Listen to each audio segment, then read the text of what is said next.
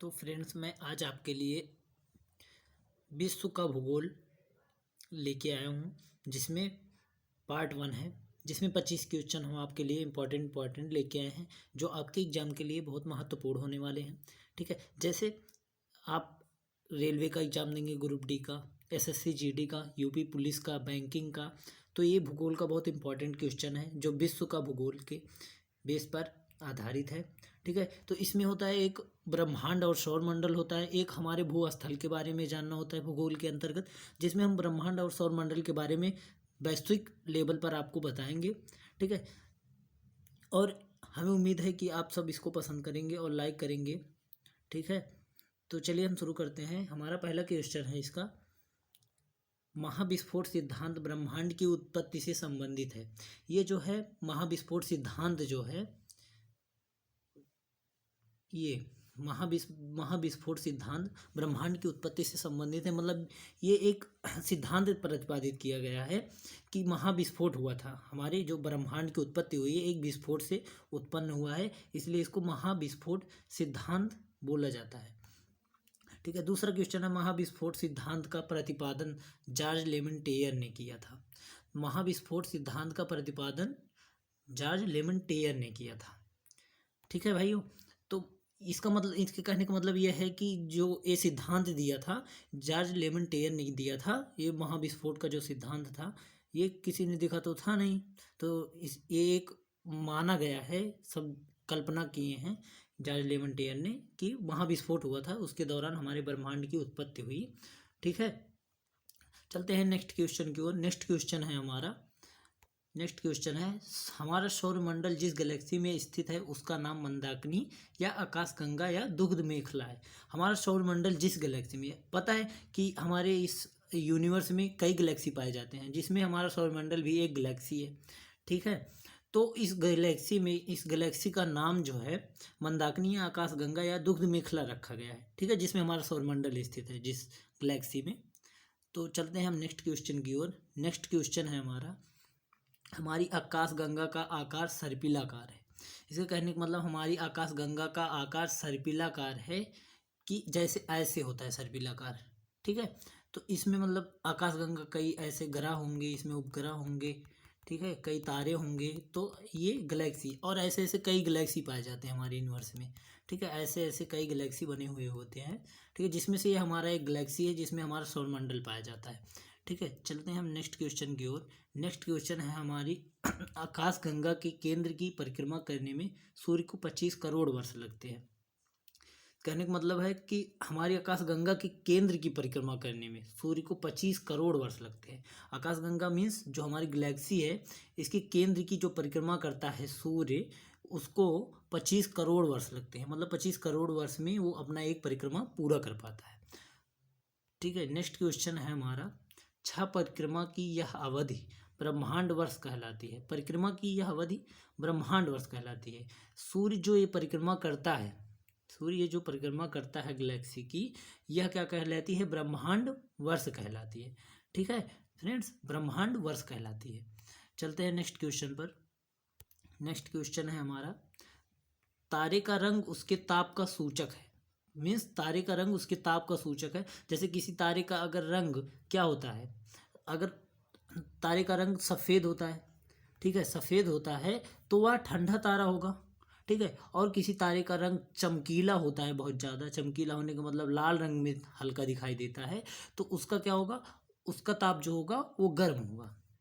ठीक है फ्रेंड्स, तो फिर चलते हैं नेक्स्ट क्वेश्चन पर। नेक्स्ट क्वेश्चन हमारा, आकाशगंगा को सबसे पहले गैलीलियो ने देखा था। ठीक है, तो गैलीलियो क्या थे? ये आकाशगंगा को इन्होंने क्या, दूरबीन का आविष्कार किया था। जैसे आपको पता है गैलीलियो ने दूरबीन का आविष्कार किया था, तो इन्होंने क्या किया, इन्होंने ऐसे दूरबीन का आविष्कार किया, मतलब जो दूर की वस्तुओं को बहुत जूम करके देख सकते थे, बहुत दूर, मतलब प्रकाश वर्ष से नापे गए दूरियों को भी ये जूम करके देख सकते थे। उतनी दूरी पे जो कुछ भी स्थित होता था बहुत आसानी से देख सकते थे। ठीक है, तो उन्होंने क्या किया, आकाशगंगा को सबसे पहले गैलीलियो ने देखा। मीन्स गैलेक्सी को जो देखा वो गैलीलियो ने देखा, मतलब इतना बड़ा गैलेक्सी है, फिर उसको गैलीलियो ने अपने दूरबीन से देखा, इसलिए सबसे पहले कहा जाता है आकाशगंगा को सबसे पहले गैलीलियो ने देखा। ठीक है फ्रेंड्स, चलते हैं नेक्स्ट क्वेश्चन पर। नेक्स्ट क्वेश्चन है हमारा, धूमकेतु सूर्य की चारों ओर चक्कर लगाते हैं। ठीक है, धूमकेतु सूर्य के चारों ओर चक्कर लगाते हैं। धूमकेतु सूर्य के चारों ओर चक्कर लगाने का मतलब, धूमकेतु होते हैं जैसे ग्रह होते हैं, जितने भी ग्रह पाए जाते हैं हमारे सौरमंडल में, सब सूर्य की परिक्रमा करते हैं, सूर्य के चारों ओर घूमते रहते हैं।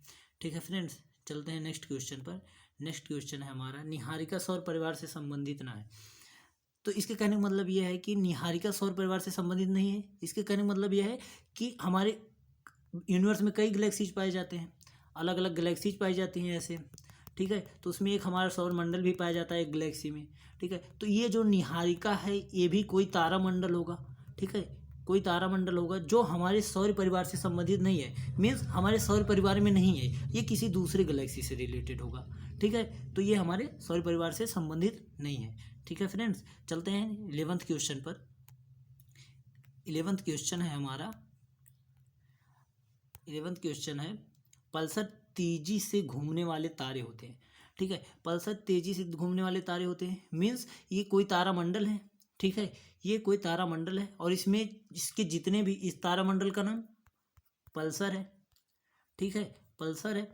तो पल्सर में जितने भी तारे होते हैं, जितने भी तारे होते हैं वो क्या करते हैं, बहुत तेज गति से घूमते हैं। ठीक है फ्रेंड्स, बहुत तेज गति से घूमने वाले तारे होते हैं। ठीक है, पल्सर में जितने भी तारे पाए जाते हैं वो बहुत तेज गति से घूमेंगे। ठीक है फ्रेंड्स, चलते हैं नेक्स्ट क्वेश्चन पर। नेक्स्ट क्वेश्चन है हमारा 11वां, किसड़ा छिद्र सिद्धांत ब्लैक होल थ्योरी का प्रतिपादन एस चंद्रशेखर ने किया था। ठीक है, एस चंद्रशेखर क्या थे, ये खगोलविद थे। खगोलविद मतलब जो भूगोल के बारे में जानकारी रखता है। ठीक है, उनको खोजता है, कई सारी चीज़ों का, अलग अलग चीज़ों का खोज करता है भूगोल के बारे में, तो उसको वही टाइप के क्या थे, साइंटिस्ट थे। ठीक है, खगोलविद जिनको कहा जाता है। तो इन्होंने क्या किया, कृष्ण छिद्र सिद्धांत का प्रतिपादन किया। पता है फ्रेंड्स, कृष्ण छिद्र सिद्धांत ये होता है, ब्लैक होल ये होता है कि इसमें जब एक बार कोई भी प्रकाश की किरण जाती है, ठीक है, प्रकाश की किरण जाती है तो वो क्या होता है, उससे बाहर नहीं निकल पाता।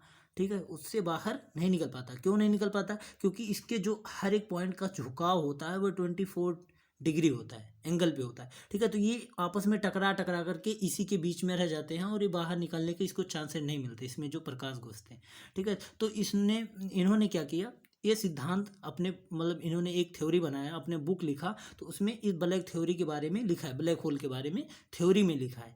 ठीक है, चलते हैं नेक्स्ट क्वेश्चन पर फ्रेंड्स। नेक्स्ट क्वेश्चन है हमारा, ब्लैक होल से किसी प्रकार का विकिरण बाहर नहीं जा सकता क्योंकि उसका घनत्व बहुत अधिक होता है। जैसा कि फ्रेंड्स हम आपको बताए कि ब्लैक होल जो होता है उसमें कोई भी प्रकाश की विकिरण जाती है, प्रकाश जाता है, वो उससे बाहर नहीं निकल पाता। एक तो वजह ये है कि उसका जो झुकाव होता है 24 डिग्री पर, वो एंगल पर होता है। ठीक है, और दूसरी वजह है कि उसका घनत्व बहुत ज़्यादा होता है। घनत्व का मतलब कि पारदर्शी नहीं होता है। पारदर्शी, जब कोई वस्तु पारदर्शी नहीं होगा तो प्रकाश इस पार से उस पार नहीं निकल सकता फ्रेंड। ठीक है, तो इस वजह से क्या होता है, इसमें जो भी विकिरण जाते हैं, जो भी रेज जाते हैं, रेज विकिरण हो गया, ठीक है, कोई भी प्रकाश की किरण जाती है, वो क्या होते हैं, इससे बाहर नहीं निकल पाते हैं। ठीक है फ्रेंड्स, क्योंकि उसका घनत्व बहुत ज़्यादा होता है। जिसका घनत्व बहुत ज़्यादा होता है वो पारदर्शी वस्तुएं होती ही नहीं है। ठीक है, तो पारदर्शी नहीं होगा तो उससे प्रकाश बाहर नहीं निकल पाएगा फ्रेंड्स। ठीक है, चलते हैं नेक्स्ट क्वेश्चन पर। नेक्स्ट क्वेश्चन है हमारा, हमारे अंतरिक्ष में कुल 88 तारामंडल पाए जाते हैं। ठीक है, जैसा कि आपको पता है कि जो हमारा ये यूनिवर्स है, ठीक है, जो हमारा ये यूनिवर्स है, इसमें कई गैलेक्सीज पाई जाती हैं। ठीक है, तो गैलेक्सीज में अलग अलग तारामंडल पाए जाते हैं। तो हमारा जो अंतरिक्ष है, ठीक है, तो इसमें कुल 88 तारामंडल पाए जाते हैं, 88 तारामंडल पाए जाते हैं। ठीक है, मतलब तारों के समूह पाए जाते हैं। ठीक है, नेक्स्ट चलते हैं नेक्स्ट क्वेश्चन पर फ्रेंड्स। मेरा नेक्स्ट क्वेश्चन है, एक निश्चित आप कितने व्यवस्थित तारों का समूह नक्षत्र कहलाता है। तारों का समूह नक्षत्र कहलाता है। ठीक है, एक निश्चित तारों का समूह। ठीक है फ्रेंड्स, ये इसमें थोड़ा मिसप्रिंट हो गया है, टाइप करने में इसमें मिसप्रिंट हो गया है। ठीक है फ्रेंड्स, तो इसका कहने का मतलब है एक निश्चित तारों का समूह, मतलब एक निश्चित तारों की संख्या जो होती है, जैसे 1 2 3 4 5 6 7 ऐसे करके जो एक समूह बनता है तारों का, उसको समूह नक्षत्र कहा जाता है। तारों का समूह नक्षत्र मतलब तारामंडल भी बोल सकते हैं, समूह नक्षत्र भी बोल सकते हैं। ठीक है फ्रेंड्स, चलते हैं नेक्स्ट क्वेश्चन पर। नेक्स्ट क्वेश्चन है हमारा, प्रकाश वर्ष दूरी की इकाई होती है। प्रकाश वर्ष दूरी की इकाई है। मीन्स प्रकाश वर्ष इतनी बड़ी दूरी की इकाई है, दूरी की बहुत बड़ी इकाई है। शायद क्या फ्रेंड्स आपको बता दें कि जो दूरी की सबसे बड़ी मात्रक होती है वो प्रकाश वर्ष होती है। ठीक है, क्योंकि इससे जो होता है एक एक अंतरिक्ष से दूसरे अंतरिक्ष के बीच की दूरियों को मापा जाता है, जो कि यह बहुत बड़ा काम है। ठीक है, जो बहुत बड़ी बात है, एक अंतरिक्ष से दूसरे, एक पिंड के दूसरे पिंड के बीच की दूरी को मापना बहुत बड़ा बात है। ठीक है, तो ये प्रकाश वर्ष द्वारा संभव होता है। प्रकाश वर्ष भी दूरी का एक इकाई है, मीन्स मात्रक है फ्रेंड्स। ठीक है, यूनिट है मेजर करने का, किसका, डिस्टेंस मेजर करने का, किसके, एक पिंड से दूसरे पिंड। जैसे हमारा पृथ्वी होगा और चंद्रमा हो गई। ठीक है, हमारी पृथ्वी हो गई, चंद्रमा हो गई, इनके बीच की दूरियों को मेजर करने के लिए हम प्रकाश वर्ष का उपयोग करते हैं। ठीक है फ्रेंड्स, हम प्रकाश वर्ष का उपयोग करते हैं। चलते हैं नेक्स्ट क्वेश्चन पर। नेक्स्ट क्वेश्चन है हमारा, सप्तऋषि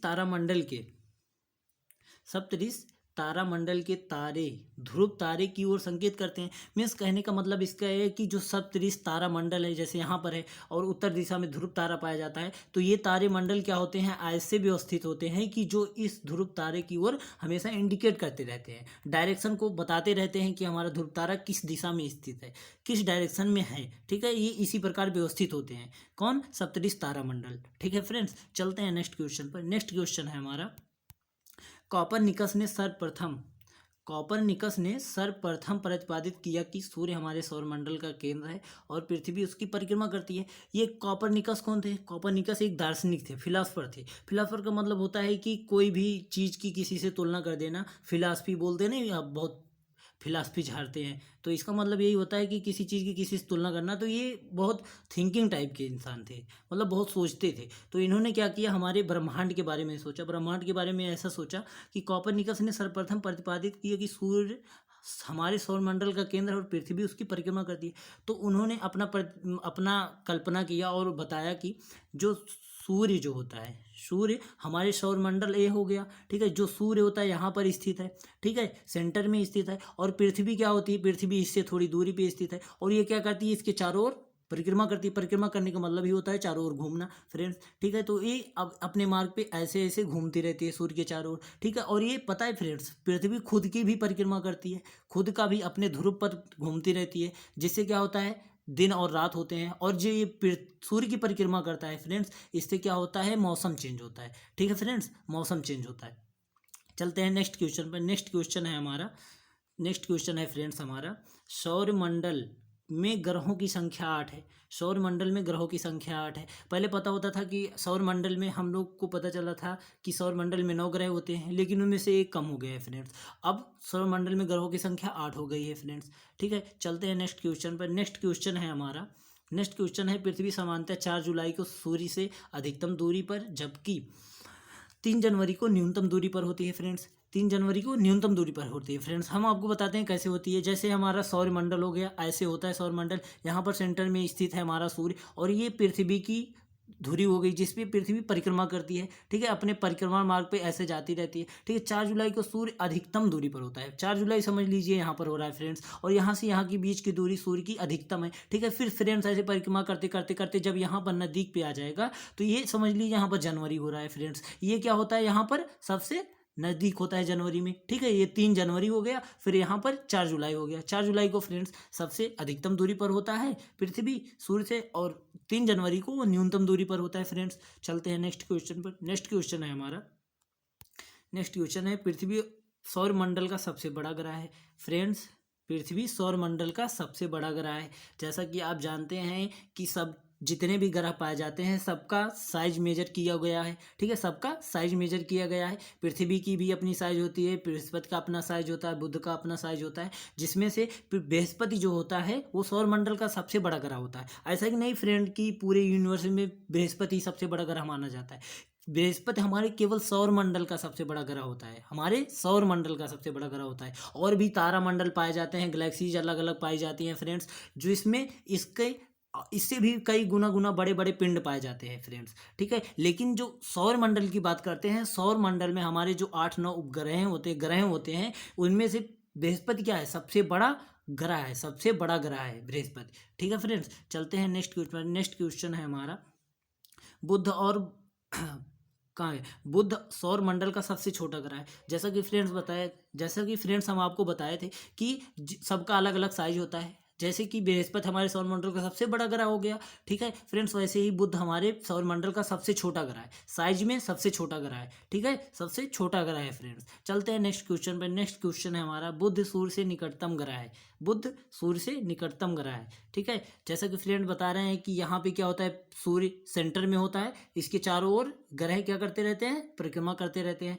बुध भी परिक्रमा करती है, बृहस्पति भी परिक्रमा करता रहता है, ठीक है। तो ये क्या होता है, इसमें भी दूरियां डिवाइड होती हैं। सब पहले नंबर पे बुध होता है, फिर उसके बाद अलग अलग ग्रह पाए जाते हैं, ठीक है। तो बुध सबसे नजदीक ग्रह होता है सूर्य का, लेकिन क्या होता है, सबसे गर्म ग्रह शुक्र माना जाता है, क्योंकि बुध से ज़्यादा दूरी पर होता है। फिर भी शुक्र सबसे गर्म ग्रह होता है, क्योंकि बुध के पास अपना कोई पर्यावरण नहीं होता है, ठीक है। वहाँ पर कोई एटमॉस्फेयर नहीं पाया जाता, वहाँ पर किसी प्रकार की गैसेज नहीं पाई जाती हैं फ्रेंड्स। इस वजह से क्या होता है, वहाँ पर टेम्परेचर लो होता है, बुध पर टेम्परेचर लो होता है, जबकि सबसे नजदीक ग्रह होता है बुध सूर्य की। फिर भी फ्रेंड्स वो सबसे ठंडा ग्रह माना जाता है, ठंडा ग्रह में गिनती होती है उसकी। लेकिन शुक्र क्या होता है, थोड़ा सा बुध से दूरी पर होता है, लेकिन उसकी गिनती गर्म ग्रह में होती है। क्यों? और चमकीली ग्रह में होती है, क्योंकि फ्रेंड्स वहाँ पर एटमॉस्फेयर पाया जाता है, वहाँ पर गैसेज पाई जाती हैं जो क्या करती हैं, सूर्य के लाइट को एब्जॉर्ब करती हैं, ठीक है। और जो एब्जॉर्ब करेंगी लाइट को, वो हीट ज़्यादा होगा, जब हीट ज़्यादा होगा वो गर्म भी होंगी, और जब गर्म होंगी तो वहाँ के एटमॉस्फेयर गैसेज क्या होंगी, वो चमकीली दिखाई देंगी। उसकी वजह से वो शुक्र चमकीला दिखाई देता है फ्रेंड्स। चलते हैं नेक्स्ट क्वेश्चन पर। नेक्स्ट क्वेश्चन है हमारा, सौरमंडल का सबसे चमकीला ग्रह है। शुक्र सौरमंडल का सबसे चमकीला, जैसा कि फ्रेंड्स अभी आपको बता रहे थे, शुक्र क्या होता है, शुक्र सबसे चमकीला ग्रह होता है हमारे सौरमंडल का, ठीक है फ्रेंड्स। चलते हैं नेक्स्ट क्वेश्चन पर। नेक्स्ट क्वेश्चन है हमारा, सूर्य की दीप्तमान सतह को, सॉरी ये फ्रेंड्स यहाँ पर मिसप्रिंट हो गया है, ठीक है। सूर्य की दीप्तमान सतह को प्रकाश मंडल कहते हैं। इसके कहने का मतलब है, सूर्य की कई सतहें होती हैं, बीच में सूर्य सबसे ज़्यादा गर्म होता है, फिर उसके ऊपर लेयर होता है, उसके ऊपर लेयर होता है, लेकिन जो सबसे ऊपरी लेयर होता है उसको, जो सबसे दीप्तिमान होता है, मतलब जो सबसे ज़्यादा जलता रहता है, उसको क्या बोलते हैं, प्रकाश मंडल बोलते हैं। मतलब उस पर क्या होता है, सबसे ज़्यादा प्रकाश की मात्राएं होती हैं फ्रेंड्स, ठीक है। प्रकाश उस पर सबसे ज़्यादा होता है, और वहीं से हमारे पास लाइट आती है सबसे ऊपरी दीप्तिमान सतह से, ठीक है फ्रेंड्स। ठीक है फ्रेंड्स, तो हम आज का क्वेश्चन समाप्त होता हुआ, ठीक है फ्रेंड्स। चलते हैं, मिलते हैं नेक्स्ट वीडियो के साथ। और ये पार्ट 1 है, इसमें और भी इंपॉर्टेंट क्वेश्चन है भूगोल के वैश्विक स्तर पर, ठीक है फ्रेंड्स। नेक्स्ट वीडियो में आपको हम इसको प्रोवाइड करवा देंगे। चैनल का नेम है ओरल स्टडी बाय अर्पण जायसवाल, ठीक है फ्रेंड्स। चलते हैं फ्रेंड्स।